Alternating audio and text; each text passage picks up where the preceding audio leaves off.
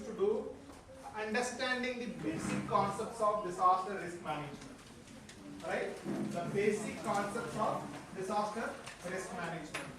Usually in the disaster we use different terminologies like a disaster, risk, capacity, vulnerability, and then preparedness, prevention, risk reduction, resilience, recovery, like different terminology we might be using.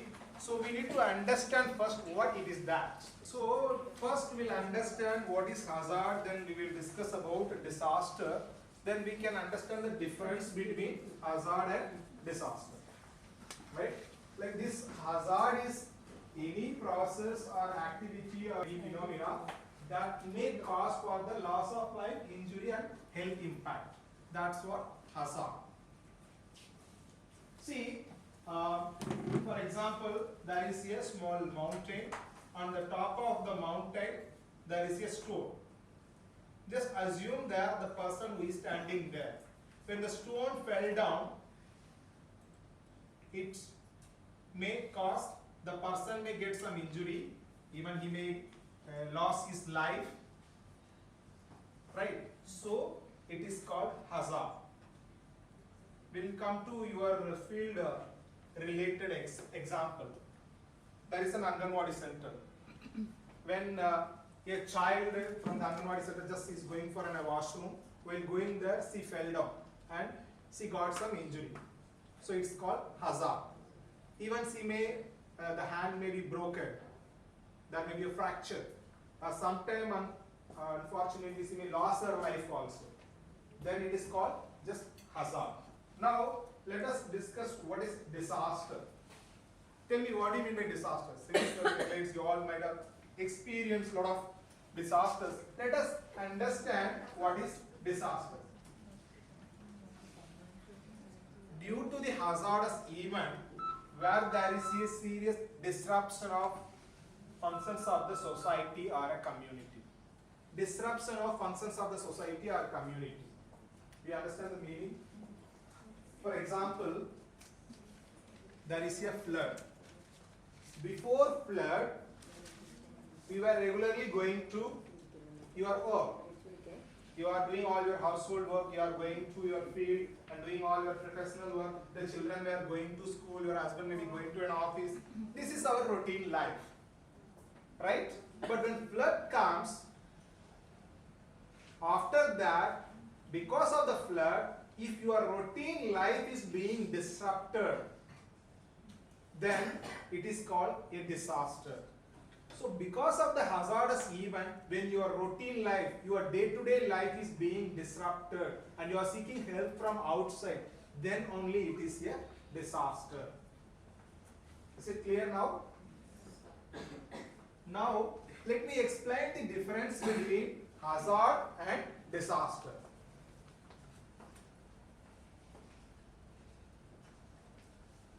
There is a flood in Tamil Nadu, one particular place. Because of the flood, some people have just lost their life.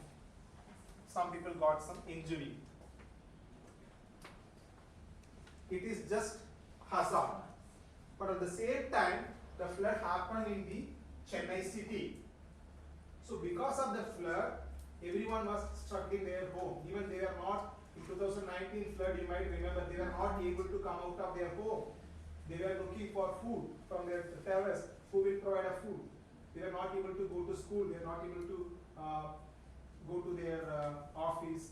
So their routine life is disrupted because of the flood, and they were seeking support from outside.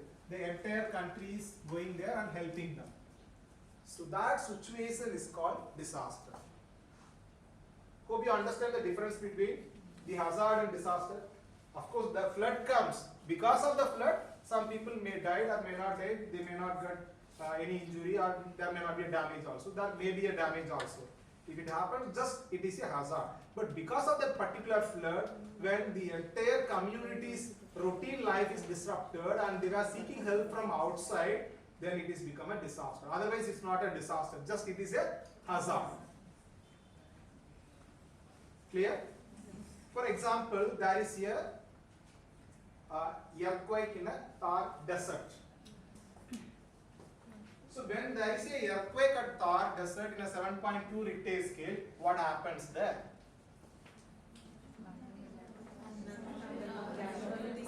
No casualties. Or maybe some animals, if there, it may be died. Okay, then what is that? Is it a disaster or hazard? Hazard. The same earthquake 7.2 Richter scale, if it happens in Chennai city, what happens? 7.2 Richter scale, if there is an earthquake, complete damage. You cannot see any building. Or in a 8.0 Richter scale, if there is an earthquake, or the building may be damaged, or the infrastructure may gone, people may lose their life, so many people may injured. So it is a disaster. So their routine life is disrupted. So this is the basic difference between hazard and disaster. Right? So in our regular routine life, we may see a flood, we may experience lightning or thunderstorm, we may experience the flood, landslide, everything. It's all what? Hazard. But because of that hazardous event, when our routine life is being disrupted, then it is become a disaster. Right? So, see this picture. There is a person and there is a mountain. From the top of the mountain, the stone fell down. Because of that, the person is lost life. So, for his family, for him, it is a disaster. Because at that particular point of time, it's a disaster for the particular family. But the same thing in one big village, there is a located in the mountain and there is a landslide, completely there is a landslide. So, it is a disaster for the entire village. If it is happening in the entire state, it's a state level disaster. Clear? Can anyone give me one example for hazard related to your field? In your field. Example of hazard. Not necessary to be a flood or not necessary to be a earthquake or landslide. Even in day-to-day life, while going by bus, if someone has fell down, it is a hazard. Right? He has experienced the, what to say, maybe a injury or some even casualty also. Right? Tell me an example of hazard. We have Anganwadis where there are a lot of greeneries around. Okay. So there's a potential of snakes sneaking into the Anganwadi and a child getting bitten. So that's a hazard. Yes. If it's within the child, then it's a hazard. Clear. So what is the maximum strength of an Anganwadi center? 20. Okay. Suppose there is a small hamlet and 20, just imagine 50 children are there in the Anganwadi center. Okay. There is a food poison. It won't happen. Just for an example, we are taking there is a food poison. All children were in a serious condition. What happens there? It is a 50 children means what happens? It will become a disaster. Even in Tamil Nadu recently, you might have seen the news for a loss of single girl child. What happened? It's become a disaster. They have damaged the entire school. I don't know how many of you have seen the news. Yes. So if 50 children is being affected, then definitely it will make a disaster. Okay, the situation definitely disrupt the entire routine life of the society or the particular village. Okay. So now we have understand the difference between hazard and disaster. Now let us see what is a risk. What do you mean by risk?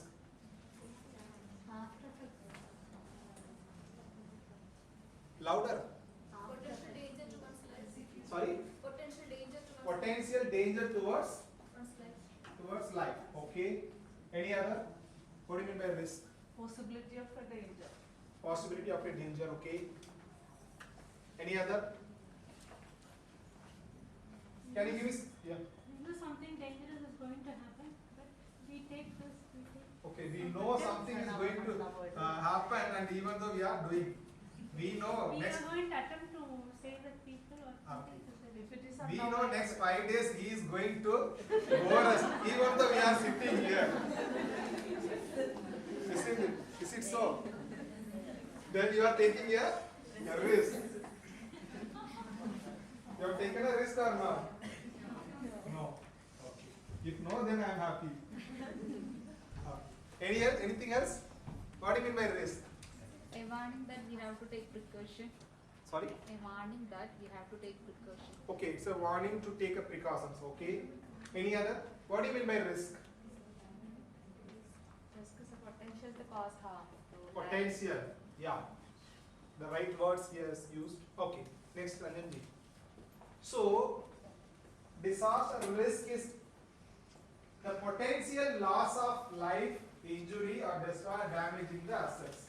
Where there is a potential for loss of life or to happen an injury, then we are saying that it is a disaster risk. See the picture.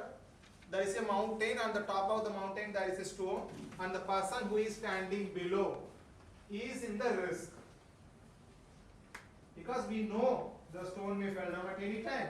So he is in the risk. If the stone fell down, there is a chance for loss of life, or he may get injury, or if there are some infrastructures or assets, it may be damaged. So it is a risk. So where there is a potential for loss of life or damage, then it is called disaster risk. We know that when we are living in the hill area, definitely there is going to be a landslide. And knowingly we are there. So it is a risk. And similarly we are living in the low-lying area. We know that there is going to be a flood at any time. So it is a risk. Clear? So where there is a potential for the loss of life or an injury or damage to the assets, it is called a risk. Next. Can anyone tell me an example of risk? Example of risk. I have given 2-3 examples. In your own field related. In many, I don't know how, recently I have not visited in Anganwadi center in Kerala, but still in our country, there are many Anganwadi centers being run in a damaged building. Right? Unfit building.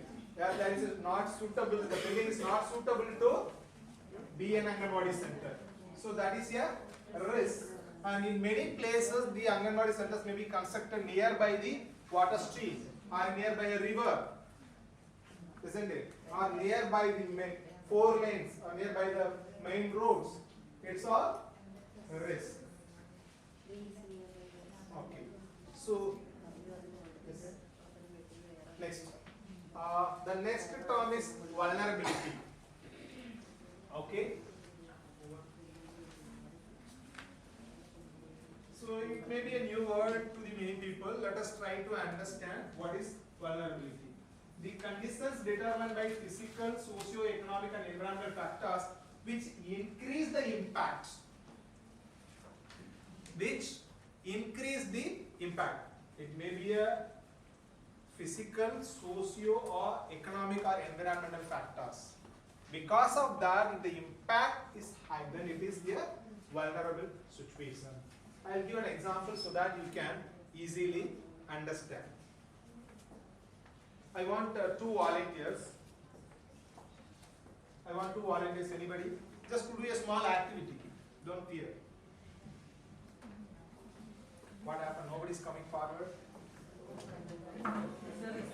I want 2 volunteers. One more person.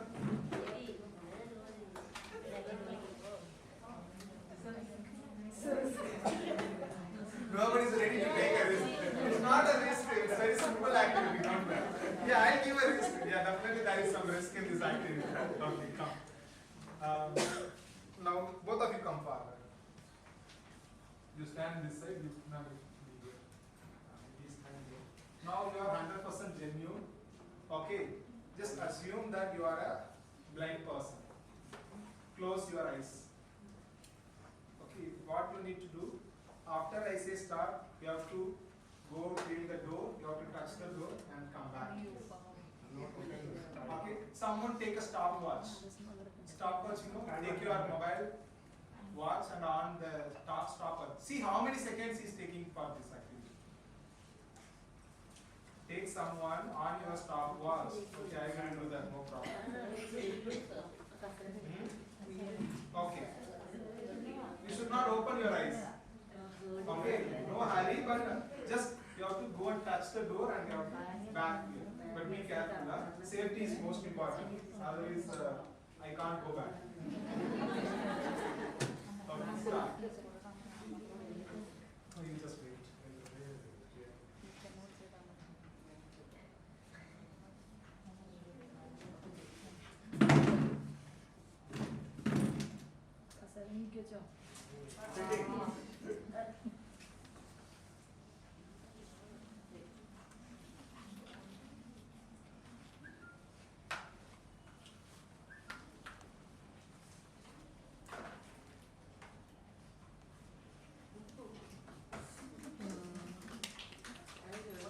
Give a big clap, no?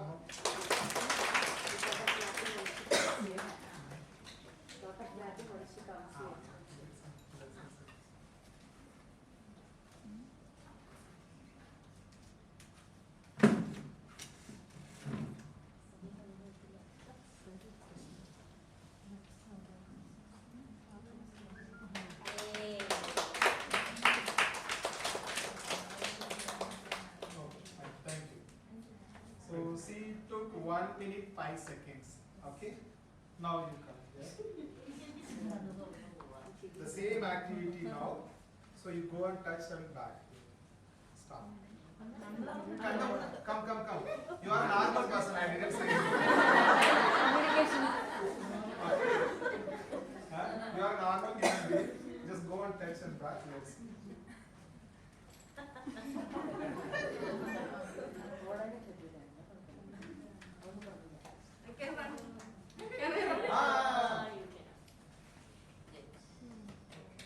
So see, finished in 13 seconds. Okay. So what is the difference?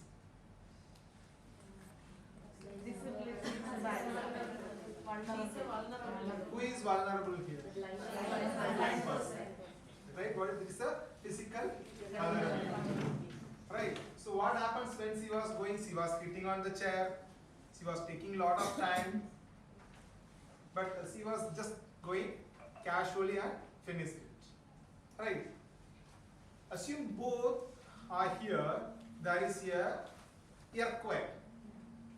Who is most vulnerable here? The blind person. She is most vulnerable. Right. During COVID-19, who was most vulnerable socially? Children, women, older people, they are also physically only vulnerable. But due to the economic conditions, who was most vulnerable? Poor people, the women-headed households, single-member earning family, right? Who are working as a casual laborers. They are socially vulnerable. Clear? Already we were suffering with COVID-19. Many people were infected, they were lost their life, they were lost their income. But these people among this poor family and single-headed or women-headed family, the impact of COVID-19 was high among them. So that's what we are seeing as a social vulnerability. Clear? And the third one is economic vulnerability.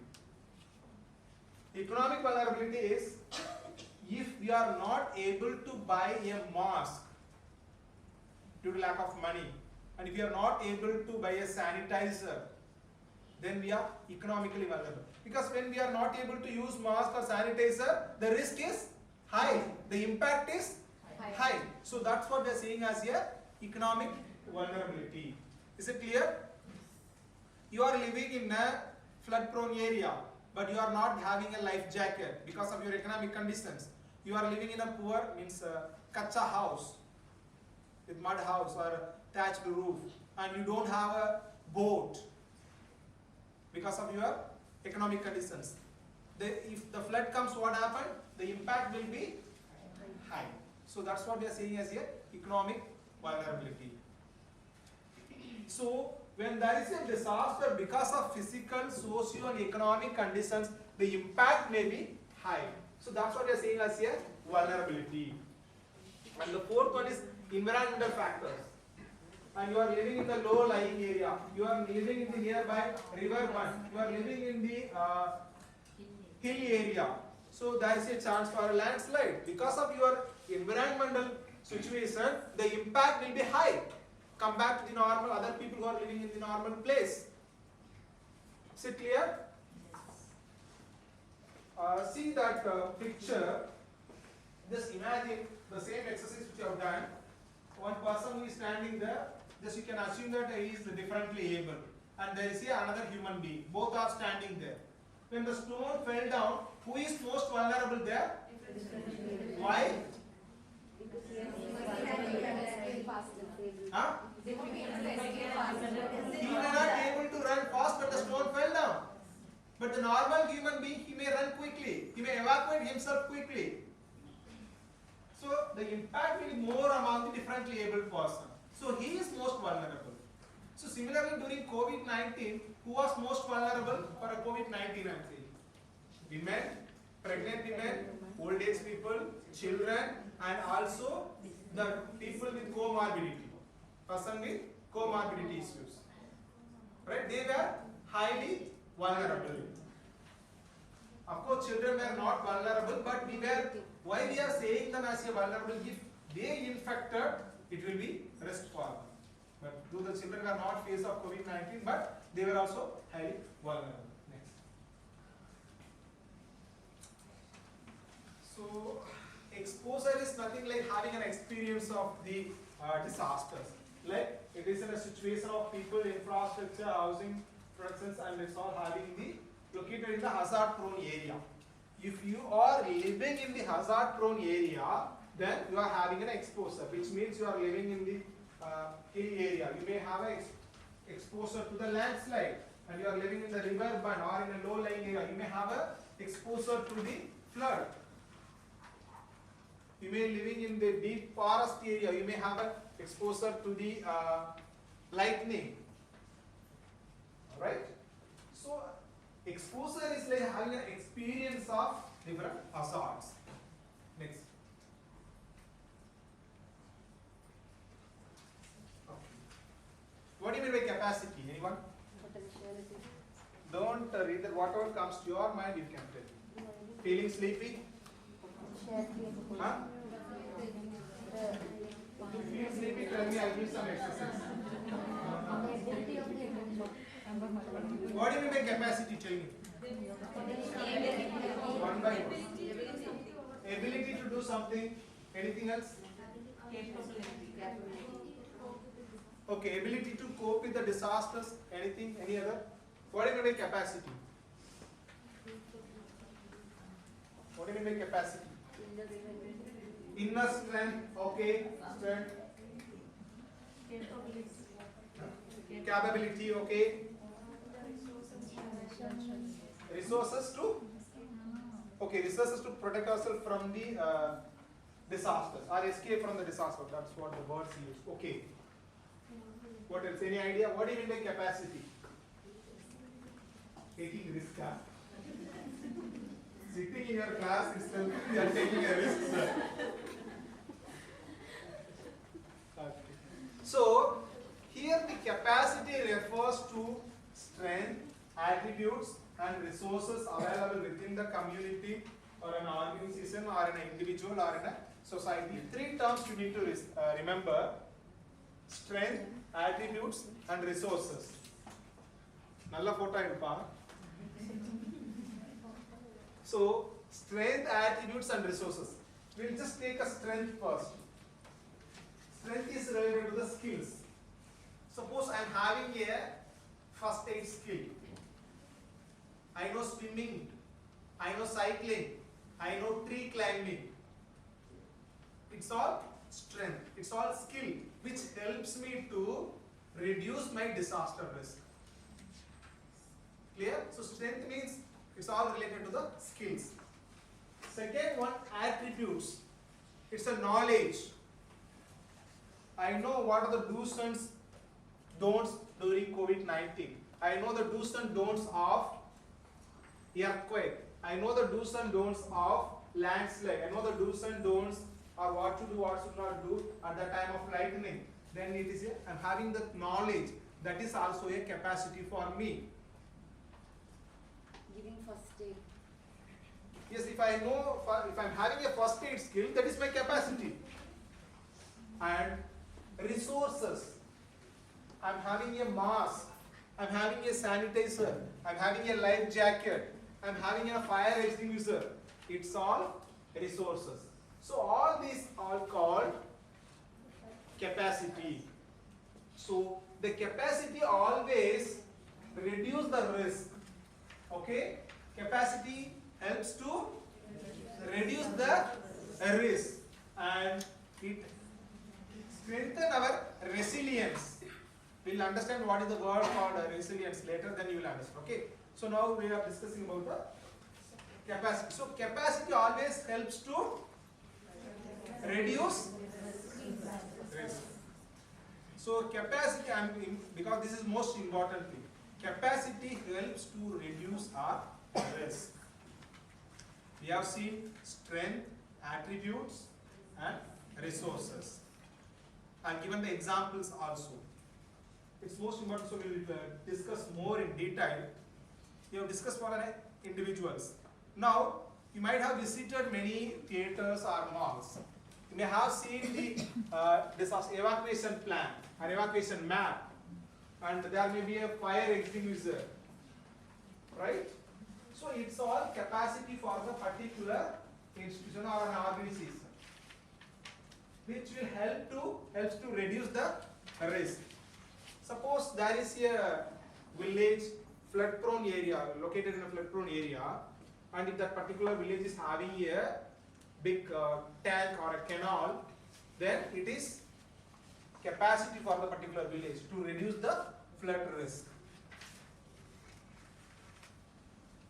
See this picture, you will easily understand. The person who is living under the mountain. Just imagine that is a pakka building. Is having a protection. When the stone fell down, what happens? Huh? Which will broke?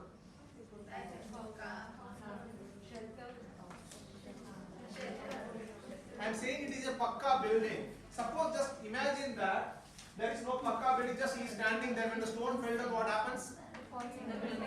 He may lose his life. Now what will happen when he is living under the building, having a pakka protection? So what will happen?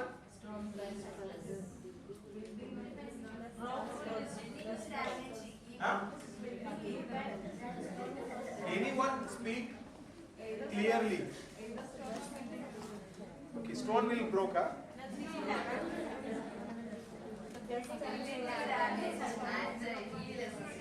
The building may damage. But in case if the protection is not there, he may lose his life. Because of that protection, now his risk is reduced. So that is a capacity for him. It comes under resource. The pakka house is a resource for him. It helps him to reduce the risk. See, many people even think that, okay, we took a risk and came to this class. If you are not able to listen to me, what you will do? You may keep some cotton in there. So what is that? What is that? Huh? That is also a resource. It is a capacity for you to reduce the risk from me. Understood? So I think everyone is clear about the resources and capacity. Now, go back. Strength. You are living in the flood-prone area. What kind of strength you should have? Tell me. Okay, good. Swimming. I am asking only strength. I am asking a strength only. Swimming skill. Okay.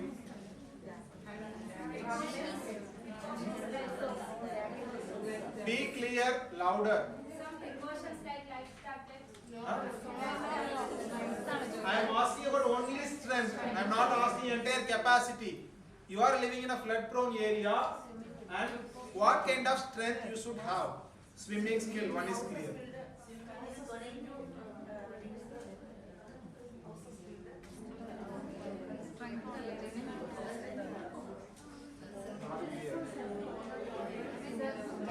Louder. Yes, if I'm having a skill of how to run a boat or sail a boat, okay. So that is also a strength, that is also a capacity. And if you know how to make a boat by using the banana stem or the water bottles, bamboos, if you are having such skills, that is also your capacity or strength which helps to reduce your risk. Clear? Moving on to the attributes.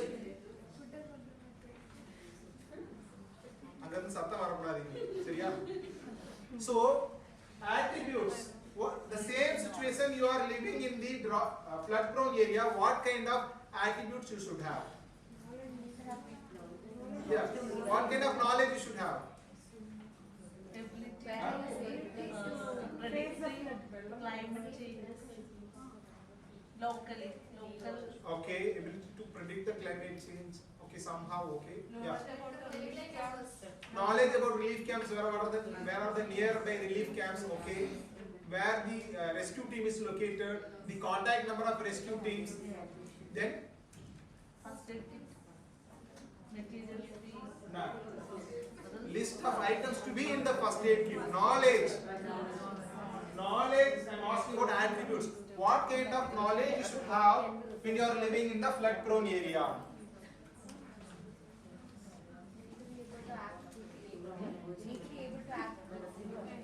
That's fine, but what knowledge? So what kind of knowledge you should have when you are living in the flood prone area? Knowledge to avoid electrical hazards. Huh? Knowledge to avoid electrical hazards. Okay, knowledge to avoid electrical hazards at the time of flood. Fine. When there is a flood, I should have a knowledge of avoiding using all the electronic equipments. That is also your capacity, which will always helps to reduce your risk. If again regarding the knowledge, if I am having the emergency contact numbers, okay, if I have a knowledge of what I have to do, someone stuck in the water, it's all my attitudes and strength, knowledge for me and capacity for me. The next one is resources. The same you are living in the flood prone area, what kind of resources you should have? Boat, life jacket, okay, emergency kit, medicines, fine.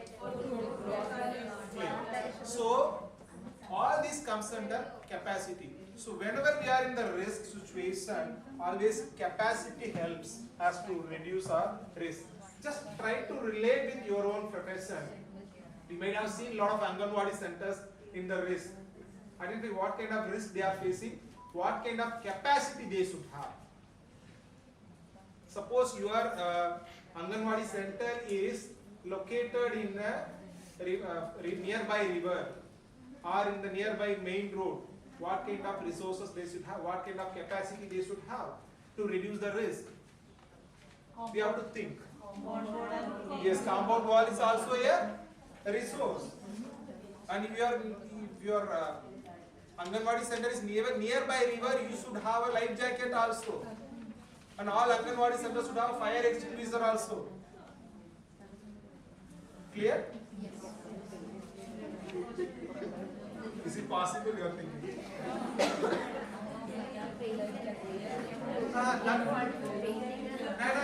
That I don't want to enter into that. I know a lot of problems are there that cannot be solved here. So you forget about that. Yeah, I understand. You may have a lot of problems in your Anganwadi centers. That all reason is finance. So that cannot be solved here. We will see how our level best we can reduce the risk of the children with available resources. That's all. Teaching the children life skills. Exactly. You should teach the life skills to the children, and especially good touch, bad touch. It also comes under that. Okay.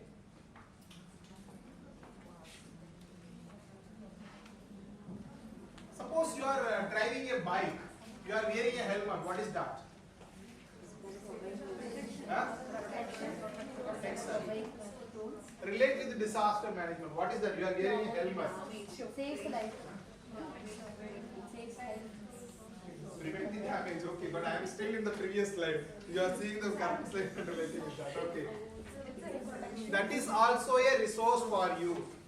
That is also a capacity for you. Because when you are getting an accident, it reduces your risk. Similarly, you are wearing a seat belt while driving a car. It's all resources. Okay. Regarding the damage, okay. During COVID-19, every day you might have seen the newspapers. What kind of news is frequent you are seeing? Tell me. Let us give a chance to speak. People who are not spoken as of now, you may speak. Mask. No, news. I'm not asking about the awareness and other things. Yes. How many people infected? How many people died? How many people recovered? How many beds available? How many beds available with oxygen? So these kind of how many people are vaccinated with first dose and second dose? Why they are saying how many? Why? What is mean that? Why how many? Why how many? Question comes.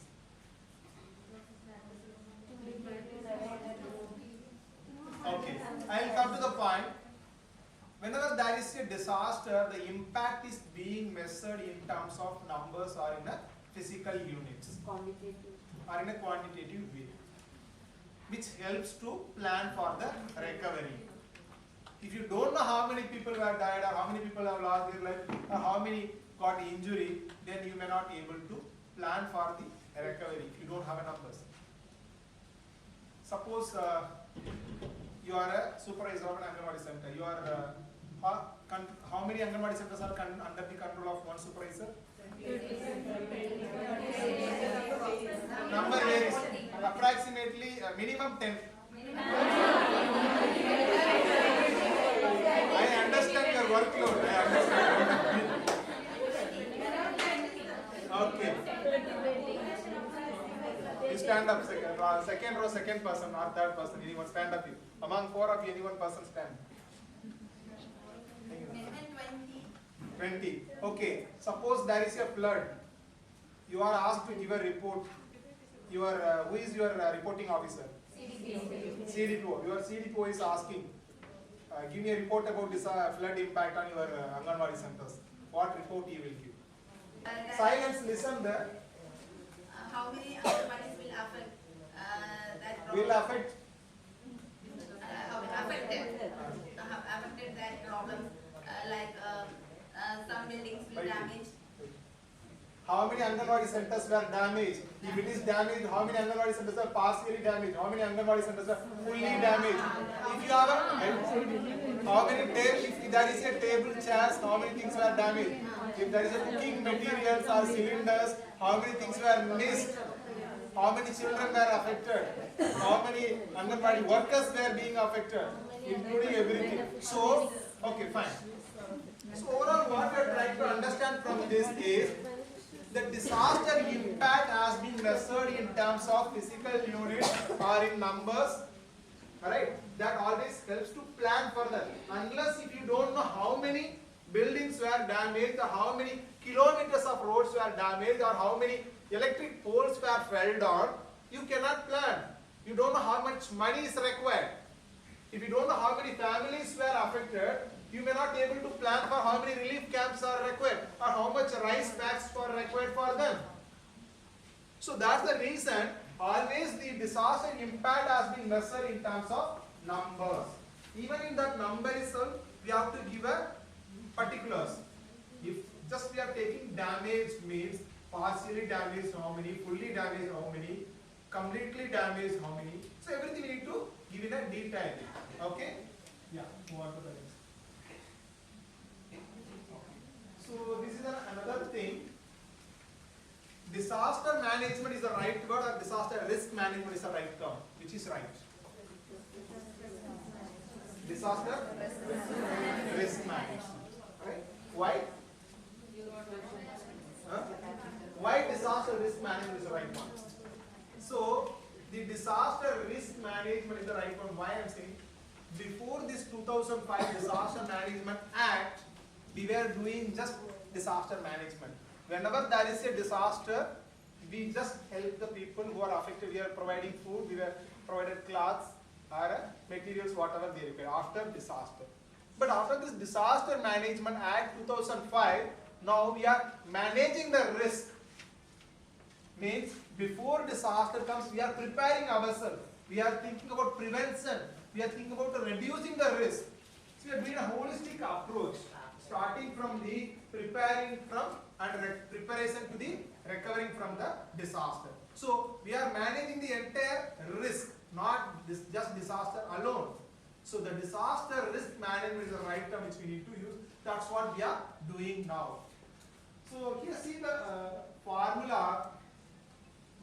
Risk, we know what is risk, where there is a potential for loss of life or an injury. Hazard, what is a hazard? Example, tell me one example of hazard.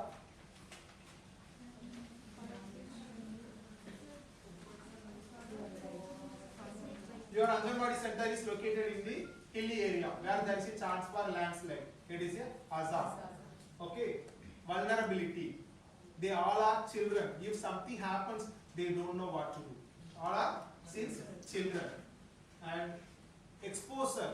Since it is located in the hilly region, you may have exposure to the landslide. So hazard, vulnerability and exposure multiplies your risk, which increases your risk. Clear?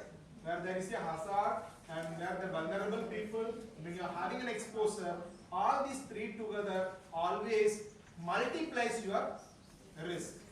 Always increases your risk, which helps to reduce your risk. So always the capacity helps to reduce your risk. So we need to find what kind of risk I am having. Accordingly, I need to find what kind of capacity we need to build so that we can reduce the risk. So hazard, vulnerability and exposure always multiplies the risk or increases the risk, and the capacity always helps us to reduce the risk. Now I am giving an example. Your Anganwadi center is there, a lot of children are studying there. They are having an experience of child abuses or sexual abuses. It is also a hazard for them. It's a risk. So what kind of capacity you should build them to reduce their risk? What kind of capacity? Be specific. Okay, awareness then. What is it? Be specific.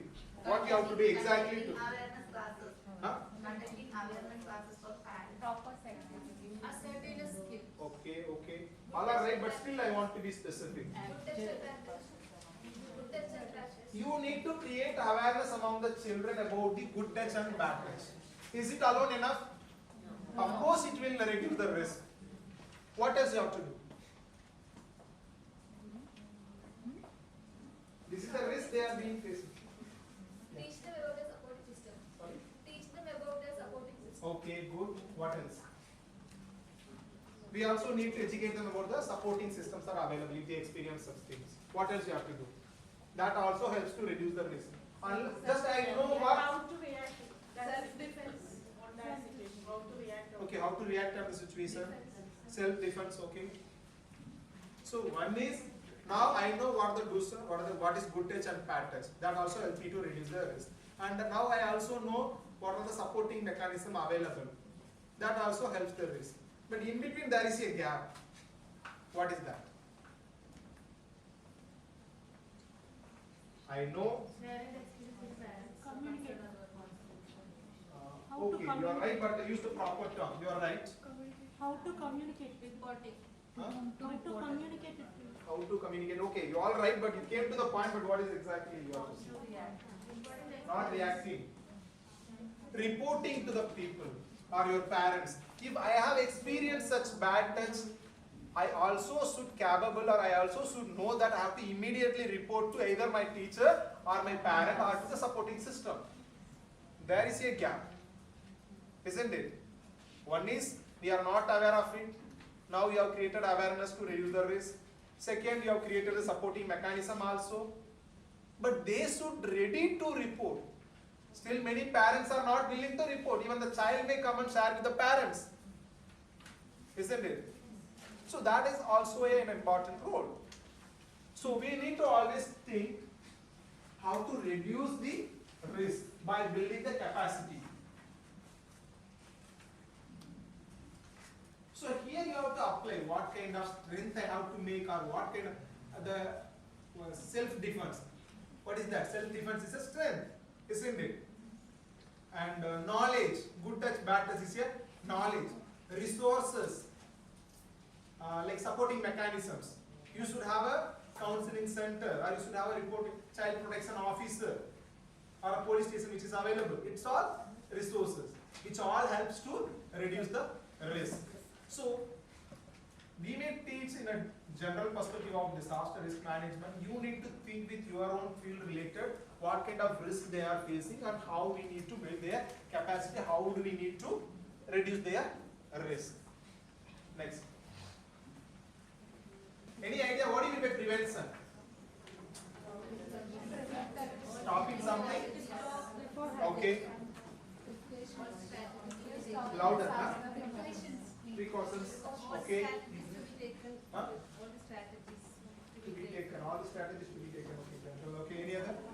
What is prevention? Rather than managing the damage, take care that the damage doesn't happen. Okay. Instead of doing after, has something happened before doing that. Okay. To avoid that. Exactly correct. Improve the capacity. Improving the capacity. Anything else? What do you mean by prevention?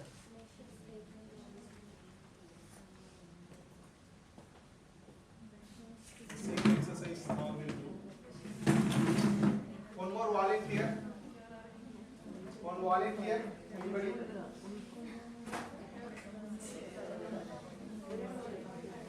Close your eyes and walk from there.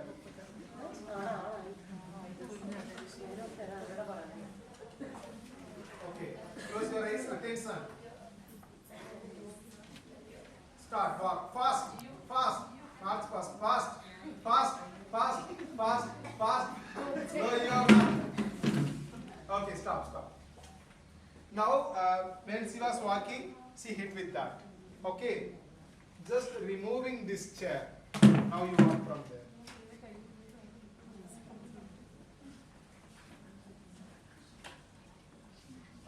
Walk fast. Normal one. Just you can open your eyes and walk.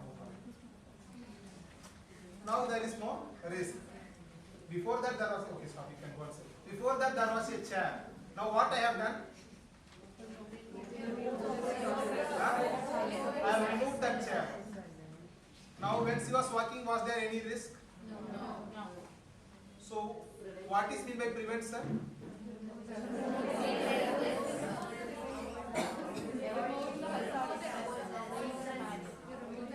Avoiding. Okay. Anybody else? Huh? Not ready.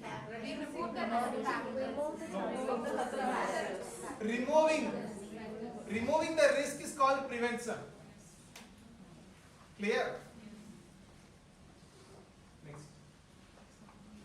Any activity or measures which you are making to avoid the risk, remove the risk, eliminating the risk.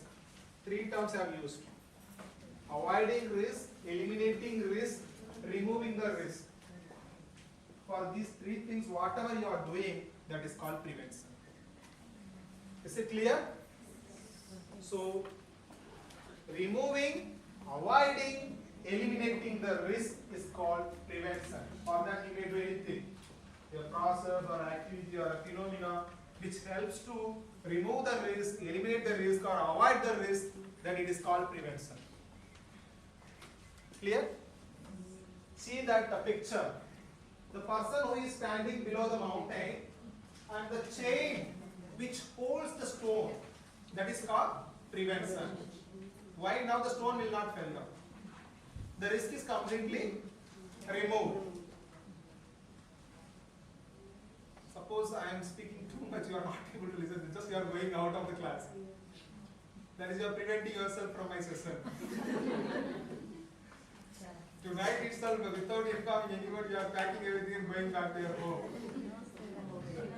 How many of you are planning that? That is fun. It's just be fun. Ma'am is saying that better than this risk is better than being at home. Okay.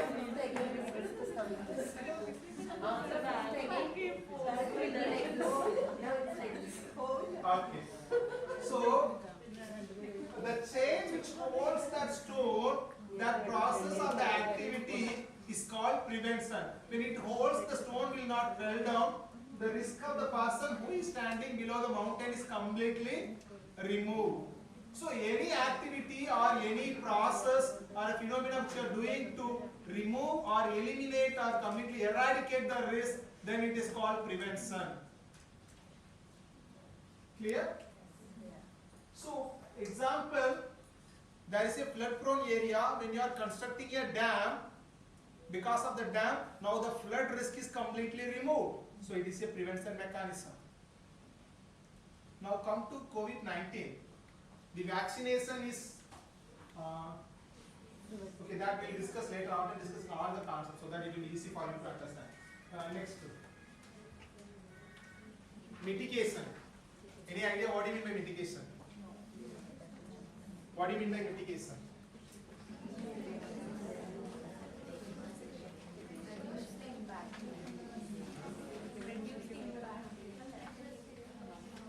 Okay, reducing the impact, you are right. Then, what do you mean by mitigation? I said, if you are not able to tolerate with my system, if you are going out, it is a prevention. If you are using some cotton in your ear, then it is a mitigation. It reduces the risk. Okay. So, any activity or process which you are taking to lessen, minimize or reduce the risk, lessen, minimize or reduce the risk, then it is called mitigation. Clear? See there, the person who is living below the mountain is under reduce your risk. If you are completely switching off the AC, then it is prevention. If you are reducing the temperature, it is mitigation. You will not be able to come to the class. Yes. So, see here, the person is living under a small protection, under the Pakka house. When the stone fell down, which reduces the risk now, because it will fall down on the house only. It may not attack him directly, so the risk is reduced. Clear? Wearing helmet, is it a prevention or mitigation? How many of you say prevention? Tell me why it's prevention.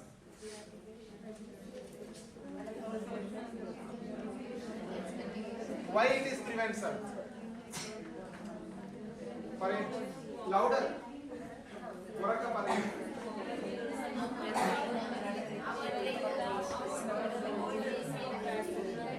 Okay, silence. When you are wearing a helmet, it doesn't mean that you will not get an accident. Even though there is a chance for getting an accident, but if you are getting an accident, your risk is reduced. Your life may be saved. Clear? So it is just mitigation. The same with seat belt. When you are driving a car, if you are just wearing a seat belt, it does not mean that it is a prevention. You are completely free from the risk. Even though there is a chance for an accident, but the risk is less. Your life may be saved. You may not get big an injury, or you may not lose your life. Clear? So it all helps to reduce your risk. So hope you all understood what is mitigation, and two more things we need to understand here. Mitigation also includes engineering techniques and government policies. For example, we are constructing here earthquake resistant buildings.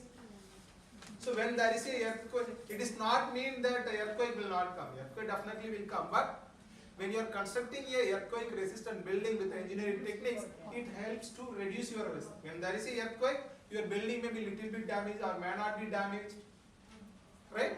Your life may be safe. And similarly, there are some policies. You cannot construct a house within the 100 meters of coastal area. This is a policy for what? To reduce your risk. And we had a COVID-19 containment zone policy. The area which is affected by COVID-19 was announced as a COVID-19 containment zone. Why that policy was brought? To reduce the risk, so that it will not spread to others. So policies and engineering techniques also includes in the part of mitigation measures. Clear? Next. Preparing you to respond to the disasters. Clear? For example, you might received a information from ILDM or from your CDPO. You are supposed to attend this training program at ILDM. Immediately, what kind of preparedness you have done? So you might cook some food, or you may think of how where I have to send my children, how to manage my husband for next 1 week. All those preparing. After that, you are preparing your clothes. Right? It's all what is that? Preparedness.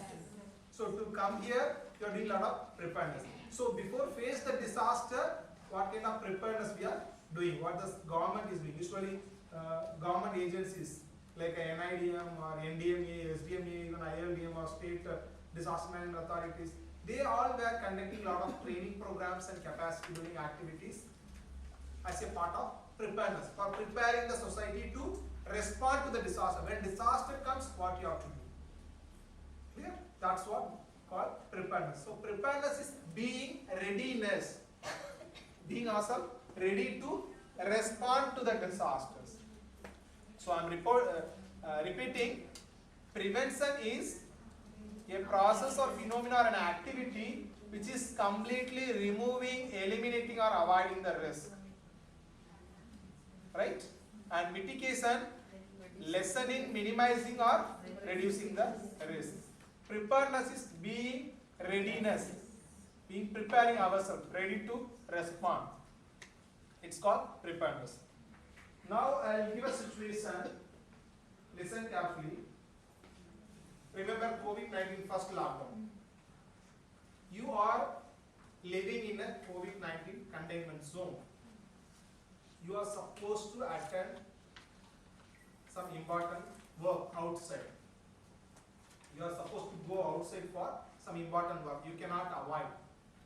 That much important it is. You are living in the COVID-19 containment zone. Remember COVID first lockdown. In this situation, I will ask what is prevention, what is mitigation, what is preparedness. So as a part of mitigation, what you do in this situation.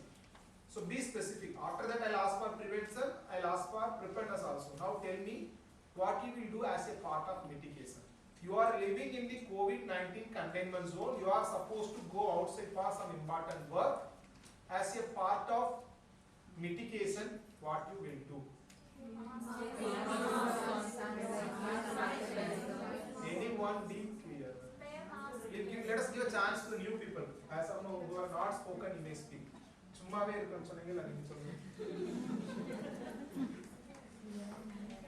As a part of mitigation, what you will do? Okay, wearing mask. Be specific. Wearing mask. Okay, what else?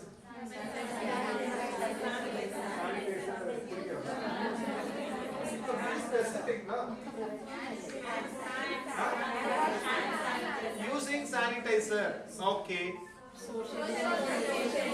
Maintaining social distance. It's all mitigation. Clear? Now tell me as a part of preparedness what you will do. As a part of preparedness, increasing immunity. Okay, let me tell you. Yeah. Then vaccination. Okay. Avoid crowds. Okay. Buying medicines. Buying medicines. Okay. What else? See, when I am speaking, see, I am so liberal. I will make you to enjoy the session. At the same time, I am so strict also. Be remember. Okay. So when I am speaking, you are not allowed to speak among yourself. You can can speak to me only. So, something you have said, it's fine. As a part of preparedness, what you will do? Think. Awareness about this is okay. I'm asking, I have given the same situation. You are living in the COVID-19 containment zone. You are supposed to go outside for important work. As a part of preparedness, how within a second or within 1 hour you will improve your immunity? Government policy. Listen the question clearly. You are living in COVID-19 containment zone. You are supposed to go outside for important work. As a part of preparedness, what you will do? Louder. Blood testing, huh? Okay, fine. Testing, doing a test, okay. Wearing mask, already you said for mitigation. Exactly, tell me. Huh? Keep mask and sanitizers. Exactly, carrying mask, additional mask or carrying sanitizer with you is a preparedness. What else you will do? In case if required, you have to take a e-pass. Otherwise you cannot go. That is also a part of preparedness. What else you have to do? You should know other containment zone areas nearby because you cannot enter into that. Taking food and water. You are taking food and water, of course. That's the routine. I am relating to it. So it's all preparedness. Now tell me, as a part of prevention, what you will do? And the travel is not necessary. That's it, traveling is not necessary. Naturally, we stay in our home. Don't go outside. Don't go outside. If emergency, we travel. Otherwise, we Okay. What else? As a part of prevention, what you will do? Rather make it an online meeting. Okay, fine. Then, as a part of prevention, what in the same situation you are living in the COVID-19 containment zone, you are supposed to go outside for some important work. As a part of prevention, what you will do? Huh? Avoid offline meetings. Okay. Yeah, as you all said, you are very good. You have understood well. So, avoid going outside and maintain all COVID-19 protocols. That is the only way for a prevention here. Clear? Right? So I hope now everyone understood what is prevention, mitigation and preparedness. Now tell me, COVID vaccination is comes under preparedness or mitigation or prevention?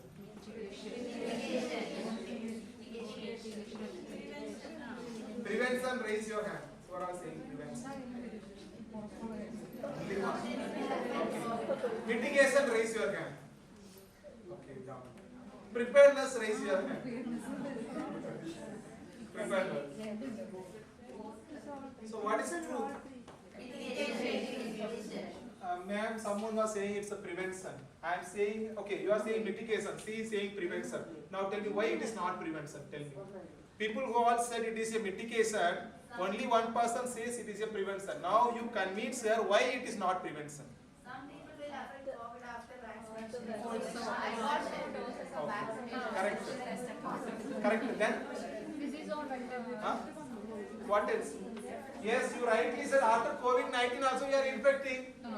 So it is not preventing from COVID-19. But the risk is less.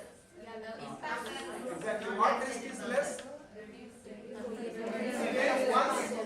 Once you are vaccinated, life risk is reduced. You may be infected, but you will not go into the dangerous situation, or you will not be admitted in a hospital. Right? It will reduce your risk. So, COVID vaccination is just a mitigation measure. Okay. We will go quickly. These are three important concepts. So, other concepts we will go very quickly. Response. So, any actions taken directly before, during and after the disasters in order to save the life and reduce the health impact. So, whatever the activity which you are taking to reduce the health impact or to save the life, it may be during disaster, before disaster or after disaster, but what are the activity you are taking to reduce the risk or save the life, that's most important. Save the life, then it is a response. For example, rescuing someone from the flood, evacuating, giving early warning, right? Why we are giving early warning? To save the lives. If you are giving early warning, there is going to be a flood, flash flood. Before open the dam, release the water from the dam, they are giving warning, right? All people to be evacuated from the river Ban. Which is the popular river in Kerala, any river? Area. Okay. So we are giving a warning before that. Right? So whatever the activity which you are taking to save the life, then it is called response. Next. Rehabilitation. Restoration of basic services and facilities for the functions of the community and society. What are the basic facilities and services? Required food, water, shelter. Yes. It's all important basic services required. Most important TV serial. So,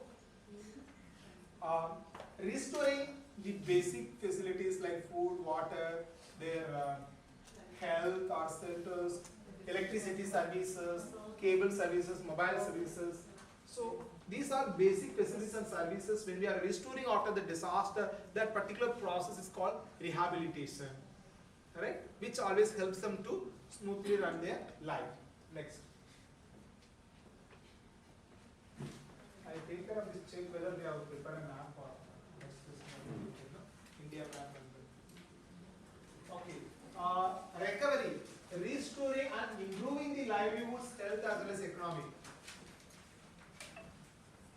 So recovery is restoring the livelihood activities, health facilities, education, and whatever our routine life which we are doing, all making them in a realistic way. Is called recovery, to recover to the normal situation, right? So the previous one was just rehabilitation, only basic things. They need food, water, cloth, shelters, medicines. That is just rehabilitation. Recovery is completely all other aspects for our routine life, like providing livelihood activities, health, economic, physical, social, cultural, environmental, all other aspects is called. When we are making this all. So when we are affected by the disaster, immediately they will not all ask you to come and go to the school, isn't it? They will not come and give a cow or some animals for your livelihood purpose. They will just first see a rehabilitation. They will see whether they got a food or water, shelter, clothes. It's all rehabilitation. First they will make a rehabilitation activity. After that only we concentrate on recovery. We'll later make the people to recover to the normal life. So at that time we will think about livelihoods, health, education, cultural, all other aspects. Next. So reconstruction is a medium and long-term activity. Like whatever the impact which we face because of the disasters which we are going to reconstruct. For example, the entire infrastructure is damaged. So when we are doing this reconstruction, we will make it bounce back better or bounce forward. Again, if you have any disaster comes, it will not affect. For example, there is here a small hut or thatched roof house has been damaged in the flood. So now during the reconstruction phase, what we will do, we will make a pakka house so that when again flood comes, it will not be damaged. It will not affect. Clear? So it is a medium and long term aspect. For a tsunami, it takes a decade, 10 years to reconstruct the entire damaged buildings in Tamil Nadu, Andhra Pradesh and Pondicherry. Next. Hope you understood what is reconstruction. Making pakka one. Normally, all things, roads and everything may be damaged, but when we are reconstructing everything, we have to make it better than the previous one. This is resilience. Any idea what do you mean by resilience? Ability to bounce back. Ability to bounce back or bounce forward, right? See, how you will get a resilience? By having a capacity. If you are having a capacity, then you will be a resilient person. For example, during COVID-19, even after infection also, we were able to be in a normal life. Why?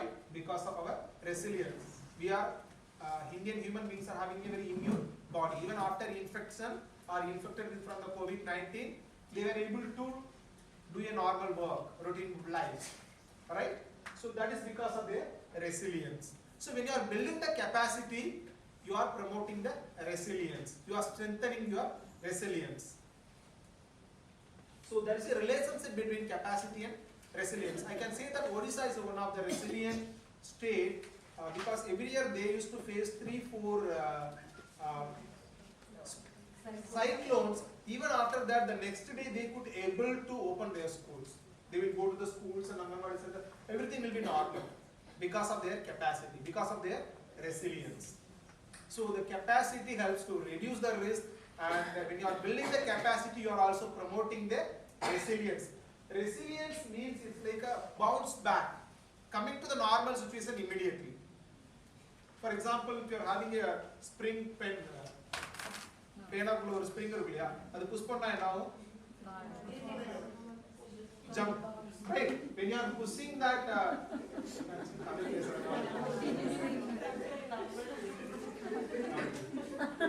why you are laughing? I couldn't understand.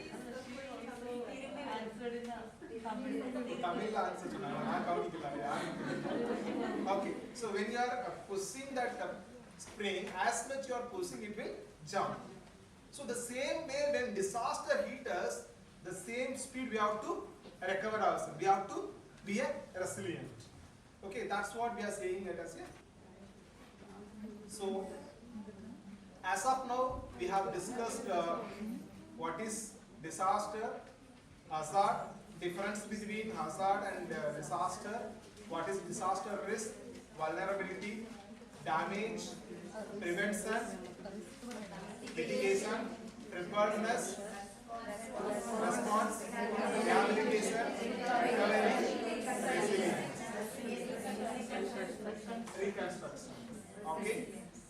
So in between we have discussed about what is disaster risk management also. All the concepts are clear to everyone? Yes.